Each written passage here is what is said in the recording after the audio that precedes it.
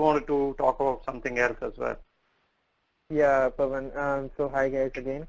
So I would like to talk about hobbies, I think, and how you can maximize hobbies in terms of interviews.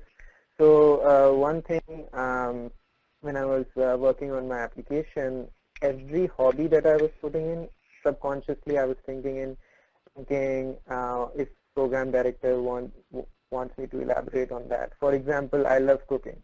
So why would you think a program director even cares about that?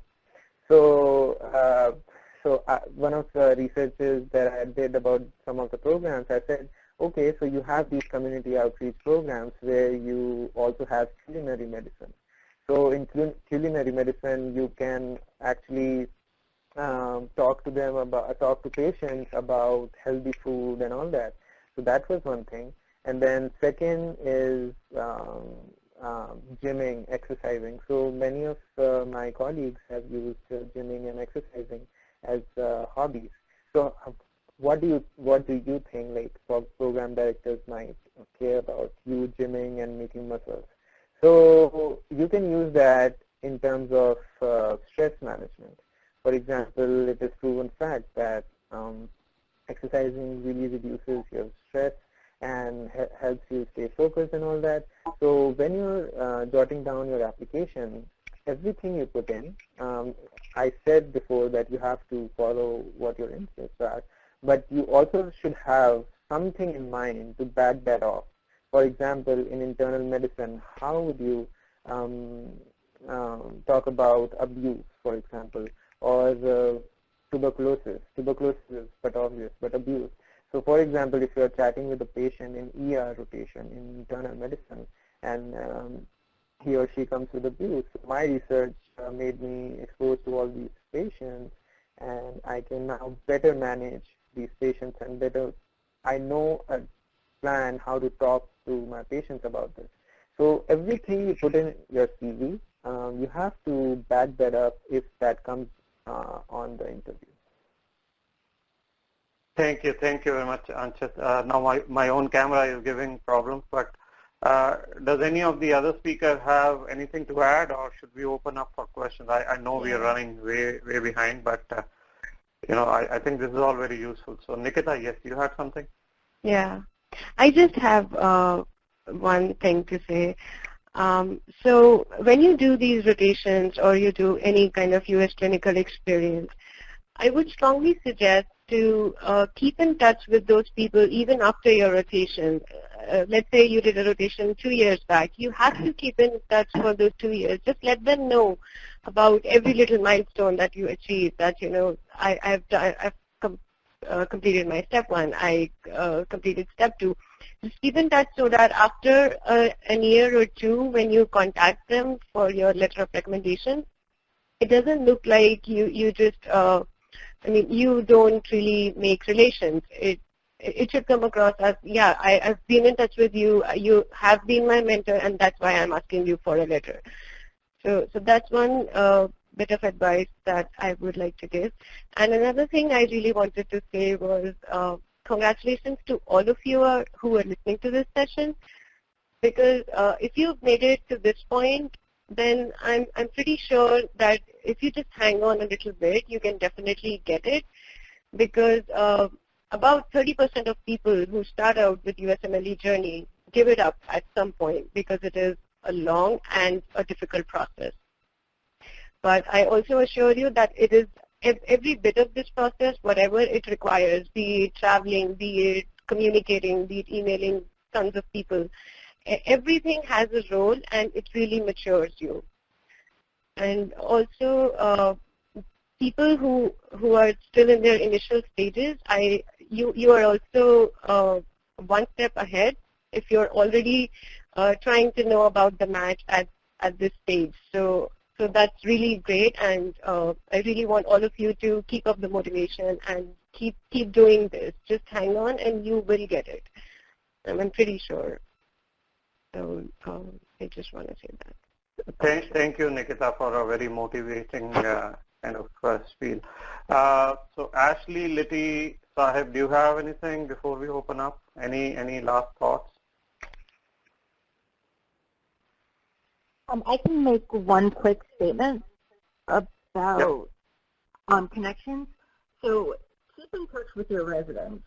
They're not going to be the ones writing you the letter of recommendation, but they've all gone through this process. And especially if you're doing a rotation in the field that you want to go into, they have friends at other programs.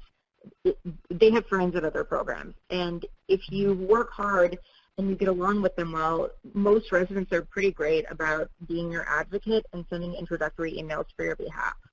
So work on those relationships and be someone that's fun to work with. Put in the extra time and effort, and it will come back. And you'll have a lot more fun as well. Thank you, Ashley. Sahib, Liti, anything before I just review the screen? I would just say that it's especially for IMGs that are from India and places like that, we don't really have much experience with interviews. So this was the first interview that I ever gave in my life. So it's hard when you start, but you really need to take it as like a experience of kind of getting to know yourself through this whole process. And as you go along, you'll start to realize like you're coming off as your genuine self, and it doesn't feel rehearsed anymore, and you end up just having a conversation instead of having those question-answer interviews. And that's, I think, when you realize that, yeah, I'm comfortable with it and I've really got all my interview preparation done. So that's, I think, you should really work on. Okay. I know Nandini, Dr. Nandini Seher, she wanted to say something. Nandini, are you on? Okay. All right, maybe not. Liti, do you have anything else? I'm or Stephen. Oh, okay, Hello? Nandini, you there? Yep. So I just wanted to add something to what Chintav and Anchit actually said about hobbies and, being in a place that's not very IMG friendly. I would suggest for anyone who's in a place long-term, 6 to 8 months, start engaging with your community, with your local community. Start volunteering at different organizations if you have the time, or go out to places and explore what's going on. Because if you're a local, when your interviews start off, they will talk to you about local things and events happening in that area. It's not all business. When you go in, they'll, and if you're able to converse with them or relate to them on a different level that's not interview related, they'll remember you much longer. They'll remember you as a person who volunteered at the children's hospital or whatever. I'm saying it from pediatric perspective, but that's true for any organization. They'll remember you for your other activities. So make sure you're engaged with them and make sure you're interested in that community so they also know that you want to be at that place. Not really relevant for outside places, but if you're there at a place for a longer time, it really helps. Yep. Thank you. All right, let me just now look at some of the questions and see, in the last 5 to 10 minutes, I will probably increase the screen size. I'll maximize it so we can all see and look at it. All right. How did you prepare for the interview? I'm just looking at the last question. So I think Sahib, it's a long response. How did you prepare for interview? I exactly don't know what the question is. I think as long as you know your CV well enough, there are about, you should be fine. I think Nikita, you kind and of also I would say join USMLE Sathi, because like that helped me a lot. I don't know where I would have been if I hadn't joined this whole endeavor. So that's one way to start. Other than that, maybe like practice with your friends, that helps a lot as well. How do you find new ACGME program? I think Nikita, you had kind of alluded to that, or someone had. Sure, I can answer that. Yeah, go ahead. I'm just looking at the question. For the ACGME accredited, you saying something? No, go ahead. Okay. So for the ACGME programs, you just simply Google newly accredited ACGME programs for 2018-2019, and it will lead you to a link of ACGME, and then it asks you to enter the specialty and the year that you're looking for. So let's say you're looking for internal medicine. Just put in internal medicine and write to 2018-2019. It will give you a list of all the programs that were accredited recently. So what I used to do was I used to just pick the ACGME code from that list and then just enter it in Google, and I used to get all the information about that program on the ACGME website, the program director's information, the program coordinator, and I just called them. That's how I researched, and I used to just go through the entire list. It was about 40 or 45 programs, and so out of those, some of them agreed that yes, we will be accepting allopathic graduates this year, and that's the way to go. Okay. Let me take some other questions. Do people match in off cycle? There are very limited positions. It is indeed a shot in the dark, but there are positions, so keep trying. Is it okay to have 2 months of experience at the same hospital? Absolutely, as long as you're adding something to your CV and, of course, adding some value to the team. Is it a terrible idea to do a paid externship? Unfortunately, if you don't get free, we always promote free. If you don't get it and it's better than sitting at home, make sure you do it in a hospital setting though. Most hospitals do have paid externships now. What exactly a good CV need to have? This is a very broad question. Pretty much it is what you have done. I don't think we can answer this at this point. Then is it okay to get LOR from the same hospital from a different specialty if I'm applying for family medicine?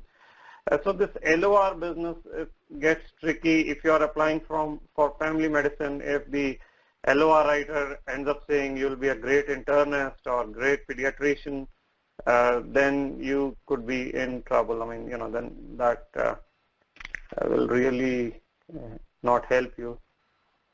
Can someone apply mid-October and get interviews? Absolutely. That shouldn't be an issue, although your number of interviews could go down, but you still have many.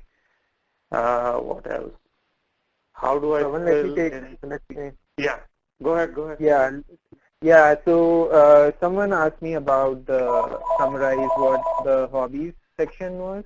So yeah, I was talking about every hobby that you are putting in. Just have a way to sell it in whatever specialty you are applying to. For example, in internal medicine, what I did was I have a hobby of cooking. So I used cooking for community outreach programs that internal medicine programs usually have. So like culinary medicine. And then second was gymming and exercising. So you can always talk about this is your go-to strategy for stress management. And second question was having observerships from companies. So at USMLE Sarthi, I think everybody here would agree with me in panel that these, it's a bit risky. It's a hit and trial that you might get a superb LOR or you might get a pathetic LOR because some of the doctors that are involved in these programs, they usually are not good letter writers. So you might imagine that this might really affect your overall application. It would seem that you have a good observership and USC, a good number of USC, but you would have to have some yield towards it. You have to have an LOR towards it. So yeah, so these are the two questions. And yeah. Yeah, so I'm trying to read through the chat. Pawan, I would like to answer the question too. Is it bad to apply late? So I applied in November 10th to be exact. I was waiting for my CK results and to be EC from GR certified. So I think it's okay to apply late. your chances of getting interviews might come down, but it wouldn't do any harm for trying 1 year, and if you can't, maybe you should try next year too. Yeah, absolutely. I would also, I think you should definitely apply. Yes. Sorry. I would also like to follow it up with this, that the program I imagined to, I applied on 9th of October. So yes, it is always better to apply 12 a.m. on 15 September, but if you apply later, it doesn't really kill your chances. So if you have everything taken care of, you can always apply late also. Oh, okay. All right. I think we are over 2 hours, so I just want to thank everyone. Otherwise, we can go on and on. So if there are other questions, please feel free to submit it on our website and or the Facebook group, like Snehal mentioned, 2018-2019, or the WhatsApp group. We will try to get to those. And hopefully this was very useful to you guys who are applying in the next year or so. Really wanted to thank all our panelists. I appreciate it. Thank you very much, guys, for spending your weekend here.